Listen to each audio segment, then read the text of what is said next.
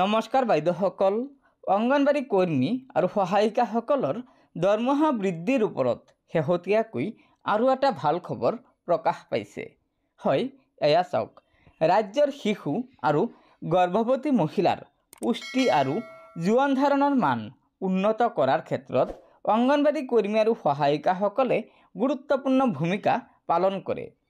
তেওঁলোকৰ ভূমিকাক সন্মান জনাই ৰাজ্য চৰকাৰে তেওঁলোকৰ সন্মানীয় ধন অৰ্থাৎ মাননি বৃদ্ধি কৰাৰ সিদ্ধান্ত লৈছে।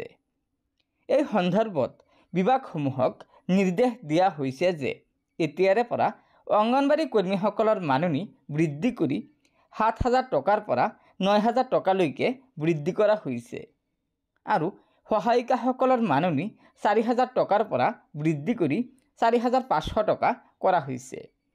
হয় বাইদেউসকল, অসম চৰকাৰে ৰাজ্যৰ অংগনবাড়ী কৰ্মী আৰু সহায়িকাসকলৰ দৰমহা বৃদ্ধি কৰাৰ কথা ঘোষণা কৰাৰ ২ মাহ পিছতে বিহাৰ চৰকাৰেও তেওঁলোকৰ ৰাজ্যৰ অংগনবাড়ী কৰ্মী আৰু সহায়িকাসকলৰ মাননি বৃদ্ধি কৰিছে।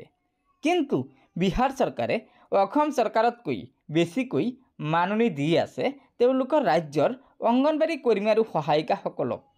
আৰু যিহেতু অসম চৰকাৰে দৰমহা বৃদ্ধি কৰাৰ কথা কেবিনেটত সিদ্ধান্ত লোৱাৰ পিছতে অসম ৰাজ্যিক অংগনবাড়ী কৰ্মী আৰু সহায়িকা সংখ্যাই অসন্তুষ্টি প্ৰকাশ কৰিছে আৰু অসম চৰকাৰক মাহে ১০,০০০ টকাকৈ মাননি দিবলৈ দাবী জনাইছে।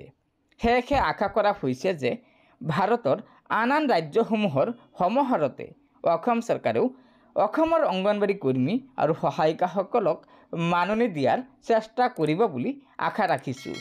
গতিকে বাইদেউসকল, যদিও এই খবৰটো বিহাৰৰ হয়, তথাপিতো অংগনবাড়ী কৰ্মী আৰু সহায়িকাসকলৰ লগত জড়িত যিকোনো খবৰ আপোনালোকক দিবলৈ চেষ্টা কৰোঁ। সেয়েহে লগৰ বান্ধৱীসকলক এই ভিডিঅ'টো শ্বেয়াৰ কৰি আজিৰ এই গুৰুত্বপূৰ্ণ খবৰটো জনাই দিব আৰু নতুনকৈ অহা বাইদেউসকলে অনুগ্ৰহ কৰি আমাৰ এই চেনেলটো ছাবস্ক্ৰাইব কৰি ল'ব। ধন্যবাদ। জয় আই অসম।